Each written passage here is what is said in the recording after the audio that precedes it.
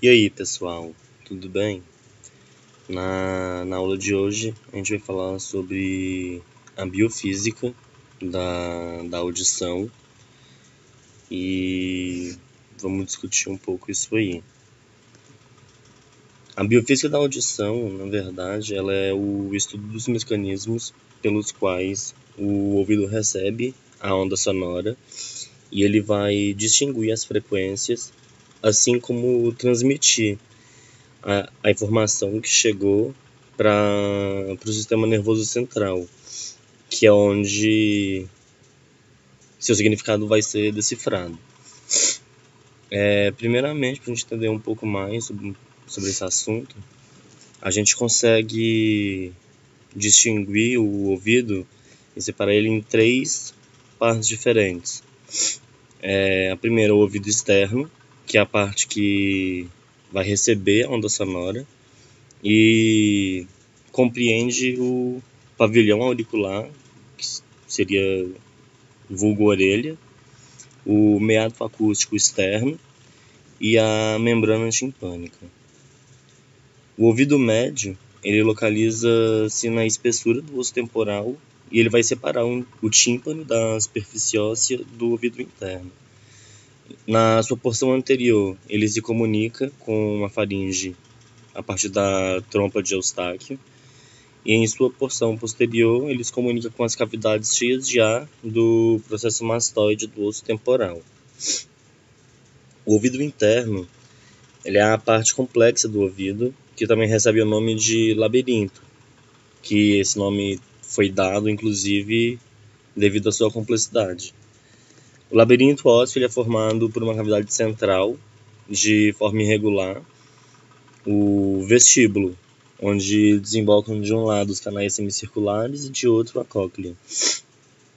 Aí aqui tem uma imagem mostrando as divisões do ouvido. Aqui da orelha até onde começa mais ou menos o tímpano é o ouvido externo. A região dos ossículos até o final do canal semicircular compreende o ouvido médio, e o restante da cóclea, onde compreende o ouvido interno.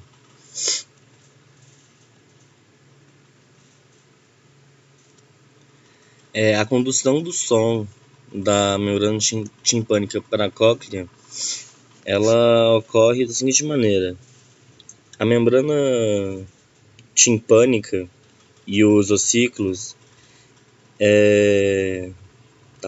essa parte corta. Eu trouxe aqui uma imagem para a gente entender melhor um pouco sobre como que acontece a condução do som da membrana timpânica para a cóclea. Se você parar para olhar, você vai perceber que na membrana timpânica existem 3 ossículos que estão fixados à membrana timpânica e um está ligado ao outro. O cabo do martelo está fixado na membrana timpânica e o martelo está ligado à bigorna por ligamentos minúsculos. O martelo, a bigorna e o estribo, eles são os 3 ossículos da audição. Então, sempre que o martelo se move, a bigorna se move junto com ele. E já na outra extremidade da bigorna está articulado com a base do estribo. E no estribo tem uma placa, chamada de a placa do estribo, e ela está situada contra o labirinto membranoso da cóclea, na abertura da janela oval. Como vocês podem ver aqui, ó. Esse terceiro ossículo aqui, ele é o estribo, e aqui está a placa do estribo conectado à janela oval.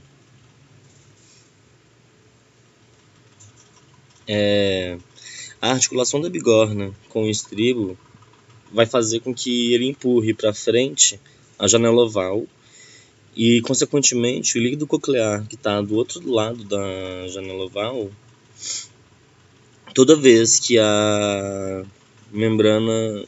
Pera, essa parte corta. A articulação da bigorna com o estribo faz com que ele empurre para frente a janela oval e o líquido coclear no outro lado da janela toda vez que a membrana timpânica se move para dentro. Em contrapartida, toda vez que o martelo se move para o lado de fora, o líquido é puxado de volta. E aí uma curiosidade, que na ausência dos ossículos e da membrana timpânica, as ondas sonoras que chegam ao nosso ouvido, elas ainda podem trafegar diretamente pelo ar presente dentro do ouvido médio e entrar na cóclea pela janela oval. Contudo, a sensibilidade de audição numa situação dessa, onde a gente não tem os ossículos e não tem a membrana timpânica, ela diminuiria de 15 a 20 decibéis, menor do que para a transmissão ossicular, o que resulta numa diminuição para o nível de voz em que a gente não consegue perceber, seria imperceptível. E como que é a anatomia funcional da cóclea? Como que ela funciona? A cóclea ela consiste em 3 tubos espiralados, um ao lado do outro. Um deles é a rampa vestibular, o outro é a rampa média e o terceiro a rampa timpânica. A rampa vestibular e a rampa média, elas são separadas uma da outra por uma membrana que é chamada de membrana de Reissner, também chamada de membrana vestibular. Já a rampa timpânica e a rampa média, elas são separadas uma da outra pela membrana basilar. Na superfície da membrana basilar é onde a gente encontra o órgão de Corti, que ele contém séries de células eletromecanicamente sensíveis, que são chamadas de células ciliadas. Elas constituem os órgãos receptores finais e é através delas que é gerado o impulso nervoso em resposta à vibração sonora que chega para nós. Aqui tem uma imagem que é um corte transversal da cóclea. E aí aqui a gente pode ver onde estão situadas todas as estruturas dentro da cóclea.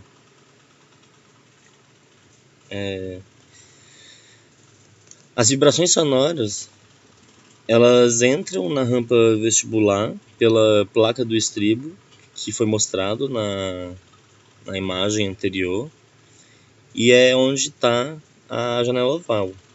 O movimento para dentro faz com que o líquido se movimente para frente ao longo da rampa vestibular e da rampa média, e o movimento para fora faz com que esse líquido se mova para trás.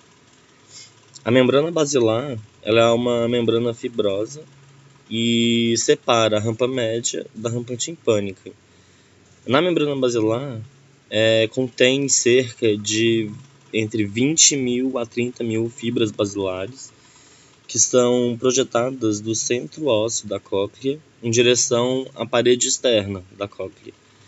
Essas fibras elas são rígidas e elásticas e, por serem livres em uma extremidade, podem se mover como as palhetas de uma gaita.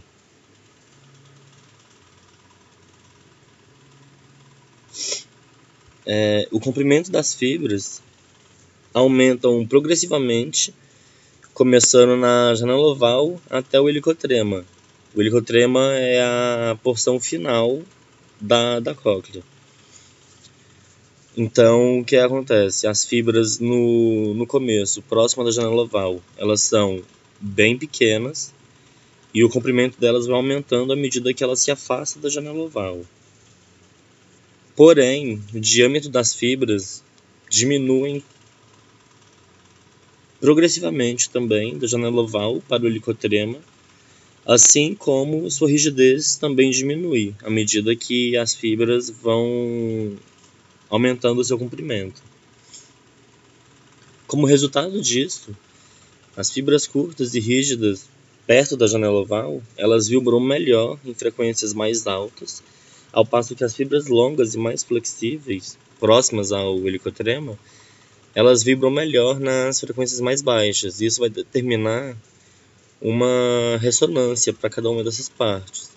A ressonância de alta frequência, ela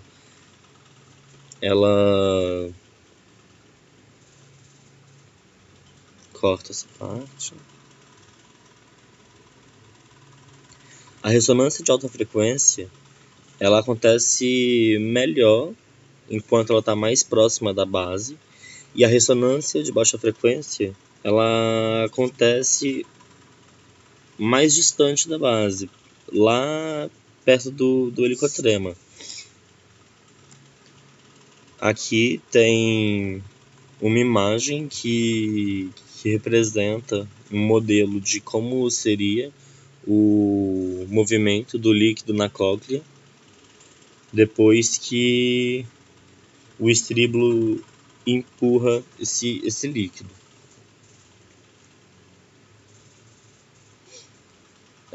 Como que acontece a transmissão da onda sonora na cóclea? O efeito inicial da onda sonora, que entra na janela oval, é fazer com que a membrana basilar, que está localizada na base da cóclea, se curve em direção à janela redonda.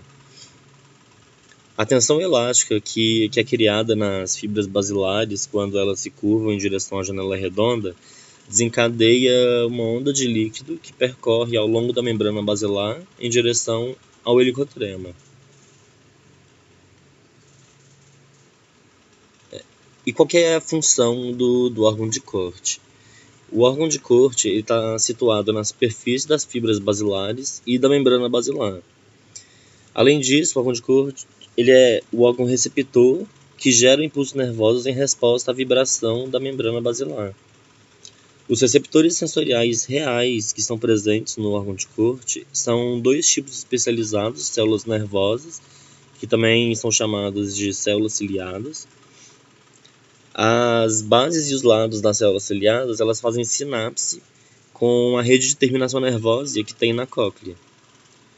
As fibras nervosas, estimuladas pelas células ciliadas, elas vão levar ao gânglio espiral de Corte, que se situa no centro da cóclea, que também é chamada de modíolo.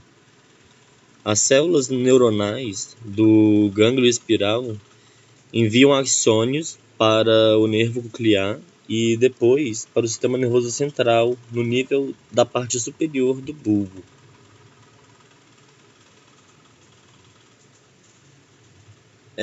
Os potenciais receptores nas células ciliadas e assim como de excitação das fibras nervosas auditivas são determinados pelas células ciliadas. Então, vamos entender melhor um pouco essas células ciliadas. Os estereocílios são estruturas ciliares também, só que minúsculas, e são estruturas rígidas porque cada um tem uma estrutura proteica rígida. Cada célula ciliada tem cerca de 100 estereocílios em sua borda apical.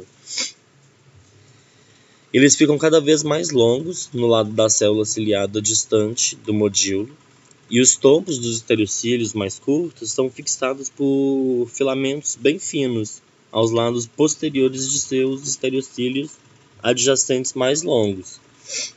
Devido a isso, sempre que os cílios se curvam na direção dos cílios mais longos, as pontas dos estereocílios menores são puxadas para fora da superfície da célula ciliada.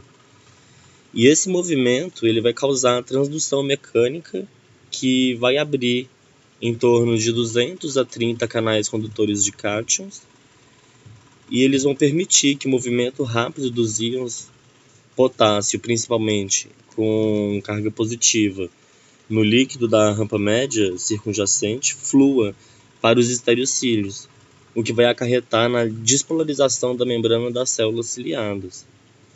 Em virtude disso, quando as fibras basilares se curvam para a rampa vestibular, as células ciliadas vão se despolarizar, e quando elas fazem esse movimento na direção oposta, elas vão se hiperpolarizar, gerando o potencial receptor alternante da célula ciliada.